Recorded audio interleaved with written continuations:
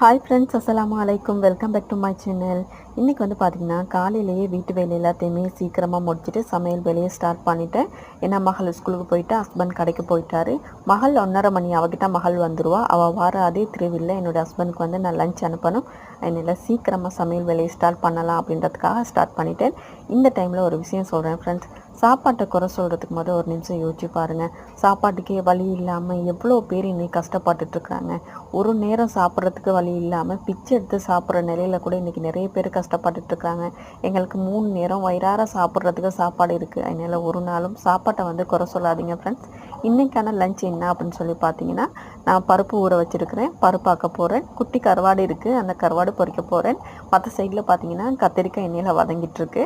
கத்திரிக்காய் வதக்கி இன்றைக்கி அவ்வளோதான் இன்றைக்கான லஞ்ச். இந்த வீடியோ பிடிச்சிருந்தா லைக் பண்ணுங்கள், ஷேர் பண்ணுங்கள், சப்ஸ்கிரைப் பண்ணுங்கள் ஃப்ரெண்ட்ஸ். சப்போர்ட் பண்ணுங்கள். இன்னொரு புது வீடியோவில் கண்டிப்பாக உங்களை சந்திக்கிறேன். பாய்.